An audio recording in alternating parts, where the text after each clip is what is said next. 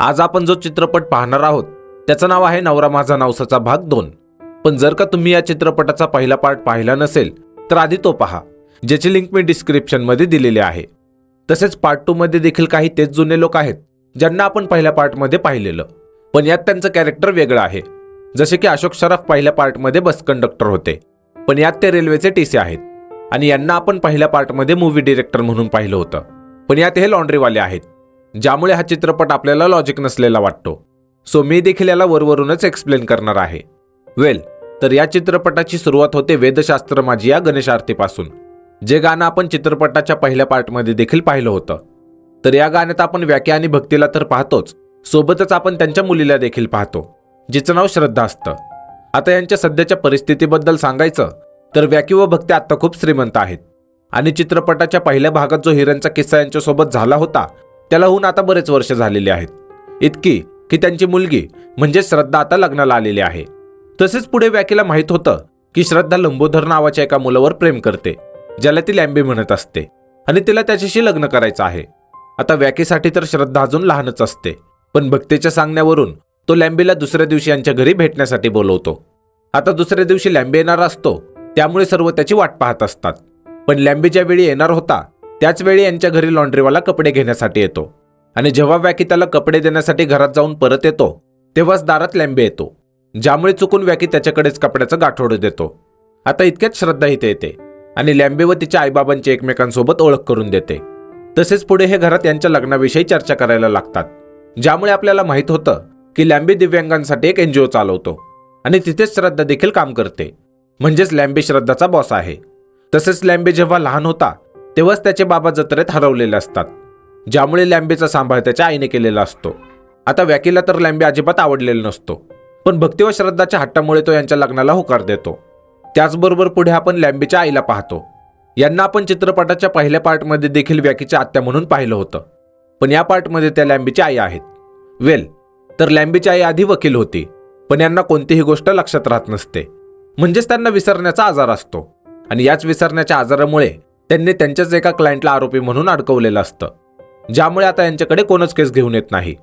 आता पुढे व्याकी व भक्ती यांना भेटायला येतात, आणि पुढे सर्वांच्या सहमतीने लॅम्बी व श्रद्धाचं लग्न लावून द्यायचं ठरतं। यानंतर आपण पाहतो की चित्रपटाच्या पहिल्या पार्टमध्ये जे हिरे पोलिसांनी बाबू काल्याकडून जप्त केले होते ते हिरे बाबू काल्याचा लहान भाऊ साबू कालिया पुन्हा सरकारच्या तिजोरीतून चोरतो, आणि आता त्याला ते हिरे समुद्रमार्गाने दुबईला घेऊन जायचे असतात। पण हे हिरे मुंबईतून रत्नागिरीच्या समुद्रापर्यंत घेऊन जाण्यासाठी तो एक प्लॅन बनवतो। तो असा की दरवर्षी व्याकी स्वतःच्या हाताने एक गणेश मूर्ती बनवत असतो, आणि त्या मूर्तीला गणपतीपुळेला नेऊन तिथे तिचं विसर्जन करत असतो। प्रत्यक्षात श्रद्धा जेव्हा भक्तीच्या पोटात होती तेव्हा तिचा जन्म होत असताना थोडे प्रॉब्लेम आले होते, ज्यामुळे व्याकीने पुण्याच्या गणपतीला नवस केला होता की जर त्याचं बाळ सुखरूप जन्माला आलं तर तो दरवर्षी स्वतःच्या हाताने एक गणेश मूर्ती बनवेल आणि गणपतीपुळेला येऊन तिचं विसर्जन करेल। तसेच साबू काल्याचा प्लॅन असतो की त्याच्याकडे असलेले हिरे तो गपचूप व्याकीकडे असलेल्या नकली हिऱ्यांच्या जागी बदलेल, आणि व्याकी जेव्हा त्याने बनवलेल्या गणेश मूर्तीला खरे हिरे लावून ती मूर्ती गणपतीपुळ्याला घेऊन जाईल तेव्हा तिथे साबू काल्या त्या मूर्तीला चोरेल आणि तिथून हिरे दुबईला घेऊन जाईल। त्याचबरोबर या हिऱ्यांच्या स्मगलिंगमध्ये व्याकी सामील होता असे खोटे पुरावे साबू काल्या पोलिसांना देणार असतो, ज्यामुळे व्याकीला जेलला जावं लागेल, आणि साबू काल्या त्याच्या भावाचा बदला व्याकीसोबत घेऊ शकेल। आता साबू काल्याचे रंगा आणि बिल्ला नावाचे 2 गुंड असतात, ते व्याकीच्या घरी जाऊन नकली हिऱ्यांच्या जागी खरे हिरे ठेवून येतात। तसेच यांना शोधत इन्स्पेक्टर हातवारे व्याकीच्या घरी येतात, ज्यांना आपण चित्रपटाच्या पहिल्या पार्टमध्ये देखील पाहिलं होतं। इथे काही इन्स्पेक्टरला रंगा व बिल्ला भेटत नाही, ज्यामुळे ते परत जातात। आणि यानंतर या चित्रपटातील दुसरं गाणं आहे सुपारी फुटली नावाचं, ज्यात आपण लॅम्बी व श्रद्धाचा साखरपुडा पाहतो। तसेच हा साखरपुडा झाल्यावर दाखवतात की व्याकीने आतापर्यंत साबू काल्याने ठेवलेले खरे हिरे मूर्तीला लावलेले असतात, आणि तीच मूर्ती व्याकी लॅम्बीला दाखवत त्याला मूर्तीच्या नवसाबद्दल सांगतो, आणि हे देखील सांगतो की श्रद्धाचा जन्म झाल्यानंतर त्यांनी एक आणखी नवस केला होता, तो असा की जर यांना मनासारखा जावई भेटला तर तो ही प्रथा सुरू ठेवेल। पण लॅम्बी ही प्रथा सुरू ठेवण्यास नकार देतो, कारण तो नास्तिक असतो, आणि यामागचं कारण तो श्रद्धाला सांगतो की जेव्हा त्याचे बाबा हरवले होते तेव्हा यांची मदत करायला ना देव आला होता ना त्याच्याही रोज करत असलेली देवाची पूजा कामाला आली होती। जे ऐकल्यावर भक्ती ठरवते की ती श्रद्धाचं लग्न लॅम्बीसोबत होऊ देणार नाही, आणि भक्तीमुळे श्रद्धा देखील लॅम्बीसोबत नातं तोडायचं ठरवते। पण पुढे जेव्हा लॅम्बी श्रद्धाला समजवण्यासाठी तिच्या घरी जातो तेव्हा श्रद्धा घरी नसते, आणि व्याकी जेव्हा श्रद्धाला हे सांगण्यासाठी फोन करतो की लॅम्बी तिला भेटायला आला आहे तेव्हा श्रद्धाचा मोबाईल दुसऱ्याच एका व्यक्तीकडे असतो, जो यांना सांगतो की श्रद्धाचा ॲक्सिडेंट झाला आहे, ज्यामुळे हे सर्व हॉस्पिटलमध्ये जातात. पण इथे श्रद्धाच्या ऐवजी दुसरीच मुलगी असते. तसेच पुढे श्रद्धा त्यांच्या घरातील मोलकरणीच्या फोनवरून कॉल करून यांना सांगते की ती ठीक आहे आणि आता घरी आहे. आता हे सर्व घरी गेल्यावर श्रद्धा यांना सांगते की ती गणेश मंदिरात गेली होती आणि तिथून परत येत असताना एका मुलीने तिची बॅग चोरली, ज्यात तिचा मोबाईल होता, आणि पुढे त्याच मुलीचा ॲक्सिडेंट झाला. आता एवढ्या सर्वात लॅम्बीला समजलेलं असतं की तो श्रद्धाशिवाय राहू शकत नाही. त्यामुळे तो श्रद्धाची माफी मागतो आणि तिला प्रॉमिस करतो की तो दरवर्षी गणेश मूर्ती गणपतीपुळेला घेऊन जाण्याची प्रथा करायला तयार आहे. आता सर्वजण खूप आनंदी होतात आणि भक्ती देखील पुन्हा यांच्या लग्नासाठी होकार देते. पण एवढ्याच श्रद्धा सर्वांना सांगते की ती जेव्हा गणेश मंदिरात गेली होती तेव्हा तिने गणपतीला नवस केला की जर तिच्या आईने यांच्या लग्नाला स्वखुशीने होकार दिला तर लॅम्बी तुझ्या मंदिरात 4 चौकात निर्वस्त्र होऊन तुझं दर्शन घेईल, तेही 10 मिनिटं. आता हा नवस फेडायला लॅम्बी नकार देतो. त्याचबरोबर इथे आणखी एक गाणं आहे, नको ना गडे नावाचं, ज्यात दाखवलं आहे की सर्व लॅम्बीला नवस फेडण्यासाठी म्हणवत असतात आणि हे सर्व भक्ती तिच्या स्वप्नात पाहत असते. यानंतर वॅकी व लॅम्बी जेव्हा एका हॉटेलमध्ये भेटतात तेव्हा लॅम्बी यावर वॅकीला उपाय सुचवायला लावतो.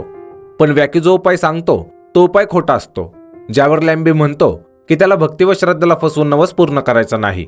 आता इथे साबुकालेचे चोर देखील यांच्या बाजूला बसलेले असतात आणि यांना जेव्हा वाटतं की यांचा गणपतीपुळेला जाण्याचा प्लॅन कॅन्सल झाल्यावर हिरे तिकडे पोहोचणार नाहीत, तेव्हा ते आपापसात बोलत असताना वॅकी व लॅम्बीला एक प्लॅन सुचवतात.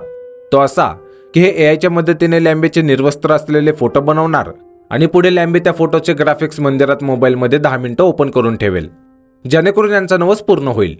आता एआय बद्दल माहीत नसेल तर सांगतो की ही एक अशी टेक्नॉलॉजी आहे ज्याने आपल्याला कम्प्युटरच्या सहाय्याने खूप सारी माहिती मिळवता येते आणि फोटो व्हिडिओच्या माध्यमातून भरपूर अशा गोष्टी दाखवता येतात ज्या कधी घडल्याच नाहीत. यानंतर आपण पाहतो की लॅम्बी व वॅकीचं कुटुंब गणेश मूर्ती घेऊन गणपतीपुळ्याला जाण्यासाठी निघतात. पण यावेळी हे रेल्वेने जाणार असतात. त्याचबरोबर हे सर्व साबुकाले व त्याच्या माणसांना देखील माहीत होतं, कारण यांनी वॅकीच्या घरात ट्रॅकिंग डिव्हाइस लावून ठेवलेलं असतं, ज्यामुळे वॅकीच्या घरात कोणी काहीही बोललं तर ते सर्व यांना ऐकायला येत असतं. असो, आता इथेच बाबूकालेला माहीत होतं की मूर्ती गणपतीपुळेला पोहोचण्याआधीच त्याचे जे रंगा व बिल्ला नावाचे गुंड आहेत ते साबुकालेला धोका देऊन मूर्तीचे हिरे पळवणार आहेत. आणि हे साबूला यामुळे माहीत होतं कारण त्याने देखील यांच्या अड्ड्यावर ट्रॅकिंग डिव्हाइस लावलेलं असतं. पुढे दाखवतात की हे सर्व मूर्ती घेऊन गणपतीपुळेला जाण्यासाठी निघतात. पण यावेळी हे ट्रेनने चाललेले असतात, जिथे त्यांना अशोक सराफ भेटतात, जे की टीसी असतात. तसेच पुढे टीसीने मूर्ती गणपतीपुळेला नेण्यामागचं कारण विचारल्यावर भक्ती त्यांना नवसाची सर्व गोष्ट सांगते. आता इथेच ट्रेनमध्ये आपण सेम तसेच पात्र पाहतो जे की पहिल्या पार्टमध्ये देखील होते. जसे की हा एक चीनहून आलेला प्रवासी असतो, ही जी मुले असतात यांचा डान्स ग्रुप असतो आणि यांच्यात काही मुले सिंगर पण असतात. आता इथेच आपण रंगा व बिल्लाला देखील पाहतो, जे की मूर्ती चोरण्याच्या बेतात असतात आणि यासाठी ते वॅकी व बाकी सर्व जिथे मूर्तीसोबत बसलेले असतात त्यांच्याच बाजूची सीट घेतात. तसेच पुढे पनवेलला जेव्हा ट्रेन थांबते तेव्हा इथे शाकल येतो. आता चित्रपटात यांचं नाव मेन्शन नाही, सो नेहमीप्रमाणे मी यांचं देखील नाव बदलून कॅरेक्टर समजावतो.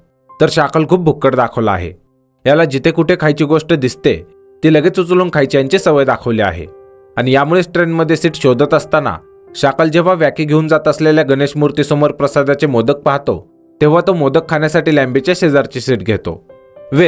यानंतर दुसरीकडे दाखवतात की हा जो डान्सर्सचा ग्रुप असतो त्यातील प्रसाद नावाच्या एका मुलाच्या वडिलांना हार्ट अटॅक आलेला असतो आणि ज्या दवाखान्यात त्यांना ॲडमिट करायचं असतं तिथले लोक आधी याला 2 लाख रुपये भरायला लावतात आणि त्यानंतरच ते त्याच्या वडिलांची ट्रीटमेंट सुरू करणार असतात. पण प्रसाद इकडे प्रवासात असतो आणि याच्याकडे 2 लाख रुपये देखील नसतात, ज्यामुळे हा खूप चिंतेत असतो आणि टीसी जेव्हा याला नोटीस करतात तेव्हा याची विचारपूस केल्यावर त्यांना सर्व माहीत होतं, ज्यामुळे ते प्रसादला धीर देतात. यानंतर ट्रेनमध्ये एक सूप विकणारा येतो, ज्याच्या सुपाच्या केटलीत सर्वांची नजर चुकून रंगा व बिल्ला गुंगीचं औषध टाकतात आणि ते सूप यांच्यातर्फे सर्वांना पिण्यासाठी देतात. पण शाकल पाहतो की रंगा व बिल्लाने सर्वांना यांच्यातर्फे सूप तर दिलं, पण त्या दोघांनी मात्र सूप पिलंच नाही. त्यामुळे तो या दोघांना जबरदस्तीने सूप पाजतो, ज्यामुळे पुढे या सर्वांना झोप लागते. आता रंगा व बिल्लाला शुद्ध आल्यावर ते पाहतात की सर्वजण अजून बेशुद्धच आहेत, पण इथे मूर्ती नाहीये. त्यामुळे हे सर्वांना उठून मूर्तीबद्दल सांगतात. पण पुढे हे सर्व जेव्हा मूर्ती शोधत असतात तेव्हा हे पाहतात की ती मूर्ती ट्रेनमध्ये असलेल्या डान्सर मुलांच्या ग्रुपकडे आहे. आता लॅम्बी जेव्हा यांना मूर्ती इकडे आणण्यामागचं कारण विचारतो तेव्हा हे सांगतात की प्रसादच्या वडिलांचं ऑपरेशन आहे आणि त्यासाठी देवाकडे गाणं गाण्यासाठी यांनी मूर्ती इकडे आणली. त्याचबरोबर हे जेव्हा मूर्ती घेण्यासाठी यांच्याकडे आले होते तेव्हा यांनी पाहिलं की सर्व झोपलेले आहेत आणि कोणाचीही झोपमोड होऊ नये त्यामुळे यांनी कोणालाही उठवलं नाही. तसेच हे सर्वांची माफी मागतात. सोबतच आपल्याला माहित होतं की या सर्वांनी नवस केला आहे की यांच्या मित्राच्या वडिलांचं ऑपरेशन झालं तर हे सर्व गणपतीपुळेला डान्स करतील. असो, आता आपल्याला तर माहित आहे की लॅम्बी एक NGO चालवतो. त्यामुळे तो प्रसादला भेटून त्याला सांगतो की तुझ्या वडिलांच्या ऑपरेशनसाठी जो काही खर्च येईल तो माझा NGO करेल. त्यामुळे तुझ्या वडिलांच्या ऑपरेशनच्या सर्व डिटेल्स माझ्या NGOला पाठवून दे. पण पुढच्या क्षणी प्रसादला एक फोन येतो आणि यांना माहित होतं की याच्या वडिलांच्या ऑपरेशनसाठी जे काही पैसे लागणार होते ते कोणत्या तरी अनोळखी व्यक्तीने भरलेले आहेत. पण लॅम्बी इथे नोटीस करतो की हे पैसे कदाचित TCने भरलेले असावेत, कारण प्रसादने सर्वात आधी TCलाच त्याच्या वडिलांबद्दल सांगितलं होतं. आता लॅम्बी जेव्हा TCला भेटतो तेव्हा त्याला माहित होतं की TCचे या जगात कोणीच नाही, ज्यामुळे ते नेहमी कोणा ना कोणाची मदत करत असतात. असो, आता यानंतर खूप सारे सीन आहेत ज्यांना एक्सप्लेन करण्यात काहीच अर्थ नाही, सो यांना स्किप करूयात. तसेच या सर्वात दाखवतात की ट्रेन जेव्हा एका बोगद्यातून जाणार असते तेव्हा ट्रेनमधली लाईट बंद करून रंगा व बिल्ला मूर्ती चोरणार असतात. पण पुढे जेव्हा ट्रेन बोगद्यात गेल्यावर हे लाईट बंद करून मूर्ती चोरायला जातात तेव्हा कोणीतरी अनोळखी व्यक्ती या दोघांना बेदम मारून दोघांनाही रस्सीने बांधून ठेवतो. आता ट्रेन बोगद्यातून बाहेर आल्यावर कोणालाही समजत नाही की यांना नक्की कोणी बांधलं, पण शाकलला संशय येतो की यांना बहुतेक चीनहून आलेल्या प्रवाशाने बांधलं असणार. यानंतर ट्रेन रत्नागिरीला पोहोचते, जिथे रंगा व बिल्ला व्याकीला सांगतात की आम्ही देखील मंदिरातच चाललो आहोत, त्यामुळे तुम्ही आमच्यासोबत चला. आता शाकल देखील यांच्यासोबतच असतो, त्यामुळे तो देखील यांच्यासोबत गणपतीपुळेला जाण्यासाठी निघतो, कारण शाकलचं गाव मंदिराच्या थोडं पुढं असतं. तसेच काही वेळाने सर्व मंदिराजवळ पोहोचतात, जिथे ट्रेनमध्ये जे डान्सर मुले होती ते यांच्या येण्याची आधीच वाट पाहत असतात. आता सर्व मिळून इथे मूर्तीचं विसर्जन करायला लागतात, पण तेवढ्यात रंगा मूर्ती चोरण्यासाठी त्याच्याकडे असलेली बंदूक बाहेर काढतो आणि सर्वांना धमकी द्यायला लागतो. पण सर्वांना वाटतं की रंगा यांच्यासमोर नाटक करत आहे, ज्यामुळे रंगा काही गोळ्या हवेत झाडतो आणि बघता बघता शाकल व व्याकीच्या कुटुंबाला सोडलं तर सर्वच घाबरून इथून पळून जातात. तसेच रंगा यांच्याकडे मूर्ती मागतो, ज्यामुळे सर्वांना माहीत होतं की साबू कालेने चोरलेले 800 कोटींचे हिरे या मूर्तीला लावलेले आहेत. पण रंगा आणि बिल्ला कोणती हालचाल करणार तेवढ्यात इथे शाकल रंगाच्या हातावर गोळी झाडून त्याच्याकडे असलेली बंदूक खाली पाडतो आणि इथे रिव्हील होतं की शाकलच साबू काले आहे. तसेच साबू सर्वांना त्याचा प्लॅन काय होता ते सांगतो की हे हिरे तो इथून दुबईला घेऊन जाणार आहे आणि व्याकीला हिऱ्यांच्या स्मगलिंगमध्ये अडकवणार आहे. सोबतच आपल्याला माहीत होतं की साबूला माहीत होतं की रेल्वेत रंगा व बिल्लाने सर्वांना सूपमध्ये गुंगीचं औषध टाकून ते पाजलं होतं, ज्यामुळे त्याने स्वतःवर संशय येऊ नये म्हणून ते सूप पिलं आणि रंगा व बिल्लाला देखील ते पाजलं. तसेच ट्रेन जेव्हा बोगद्यात गेली होती तेव्हा देखील साबूने त्यांना बेदम मारून बांधून ठेवलं होतं. आता रंगा व बिल्लाने साबूसोबत दगा केलेला असतो, त्यामुळे साबू काले या दोघांना मारणार असतो. पण मारण्यापूर्वी तो यांना पळून जाण्याची एक संधी देतो आणि रंगा व बिल्ला इथून पळाल्यावर साबू व्याकीला मूर्तीला लावलेले हिरे काढून द्यायला सांगतो. पण एवढ्यात इथे समुद्रकिनारे असलेल्या बिळातून एक उंदीर बाहेर येतो आणि साबू कालेच्या कपड्यांमध्ये शिरतो, ज्यामुळे साबू बितरतो व त्याच्या हातातून गन खाली पडते. आता इतक्यात इथे तोच चीनचा प्रवासी येतो जो की यांच्यासोबत ट्रेनमध्ये होता. प्रत्यक्षात हा चीनचा नसून मराठी माणूस असतो आणि त्यातल्या त्यात CIDचा माणूस. खरं तर यांना आधीच माहीत होतं की साबू काले या व्याकीच्या मागावर आहे, त्यामुळे यांनी त्याला पकडण्यासाठी प्लॅन बनवला होता आणि आता ते साबू कालेला पकडून नेतात. तसेच 800 कोटी हिऱ्यांपैकी 10% रक्कम म्हणजेच 80 कोटी रुपये आता व्याकी व त्याच्या घरच्यांना भेटणार असतात. असो, आता इथेच व्याकी व लॅम्बी श्रद्धाने केलेला नवस फेडायला जातात. पण लॅम्बी जेव्हा मंदिरात जातो तेव्हा चुकून त्याचा फोन मंदिराच्या दानपेटीत पडतो, ज्यामुळे व्याकी लॅम्बीला सांगतो की तुला आता खऱ्या पद्धतीने नवस पूर्ण करावा लागेल, जसं की श्रद्धाने नवस केला आहे तसा. आता लॅम्बी हिम्मत करतो आणि मंदिरात देवासमोर निर्वस्त्र उभा राहतो. पण तेवढ्यात इथे काही शाळेतील मुले येतात जी की अंध असतात आणि ही सर्व मुले देवाचं दर्शन घेण्यासाठी आलेले असतात, ज्यामुळे लॅम्बीचा 4 चौघात देवासमोर 10 मिनिटे उभे राहून दर्शन घेण्याचा नवस अखेर पूर्ण होतो. त्याचबरोबर यानंतर या चित्रपटाचं शेवटचं गाणं आहे डमडम डमरू वाजे नावाचं, आणि यासोबतच हा चित्रपट इथेच संपतो. तर या चित्रपटाची कथा लिहिली होती सचिन पिळगावकर यांनी. याचं दिग्दर्शन देखील त्यांनीच केलं होतं. तसेच याला संगीत दिलं होतं जितेंद्र कुलकर्णी व रवींद्र कोलथरकर यांनी.